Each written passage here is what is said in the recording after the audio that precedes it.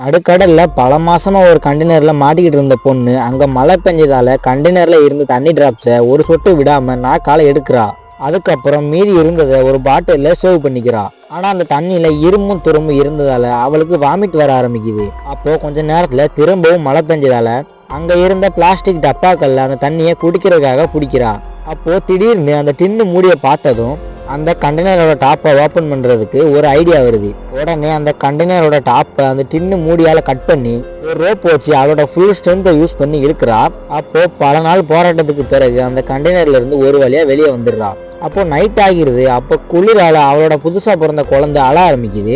உடனே அவகிட்ட இருந்த ஒயினை யூஸ் பண்ணி நெருப்பை மூட்டி அவளோட குழந்தைய குளிர்ல இருந்து பாதுகாக்கிறா. நிறைய பேர் நம்ம வீடியோஸை பாக்குறீங்க, ஆனா யாருமே சப்ஸ்கிரைப் பண்ண மாட்டீங்க.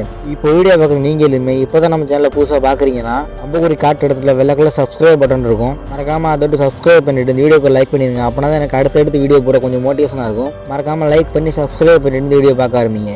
அடுத்த நாள் இவளும் அவளோட குழந்தைக்காக அங்க இருந்த பிளாஸ்டிக் டப்பாக்களை யூஸ் பண்ணி ஒரு சின்ன போட்டு மாதிரி ரெடி பண்ணிடுறா. அப்போ அந்த கண்டெய்னர்ல ஏற்கனவே அடைச்சி வச்சிருந்த அடைப்புகள் எல்லாம் வாட்டரோட ப்ரெஷர் இன்க்ரீஸ் ஆனதுனால ஓப்பன் ஆகிடுது. உடனே அவ கண்டெய்னருக்குள்ள போய் அந்த அடைப்புகளை அடைக்க போறா. அதே டைம் அவளோட குழந்தை இருந்த அந்த சின்ன போட்டும் தண்ணியில அடிச்சுட்டு போக ஆரம்பிக்குது. அப்போ அவளோட காலில் அங்க இருந்த ரோப்பு எல்லாம் மாட்டிக்குது. உடனே அங்க இருந்த ஒரு கத்தியை எடுத்து அந்த ரோப்பை கட் பண்ண ட்ரை பண்றா. ஆனா தண்ணிக்குள்ள அவளால் ரொம்ப நேரம் மூச்சு விட்டுக்கிட்டு இருக்க முடியல. அதே டைம் அந்த கண்டெய்னரும் மூழ்கிக்கிட்டு இருக்கும். அப்போ மறுபடியும் அவ தண்ணிக்குள்ள போய் ஒரு வழி அந்த ரோப்பை கட் பண்ணிடுறா.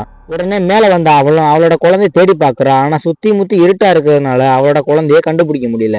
அந்த டைம் ஒரு மிகப்பெரிய திமிங்கலம் அந்த குழந்தை கிட்ட வந்து வாட்டரை ஸ்ப்ரே பண்ணுது.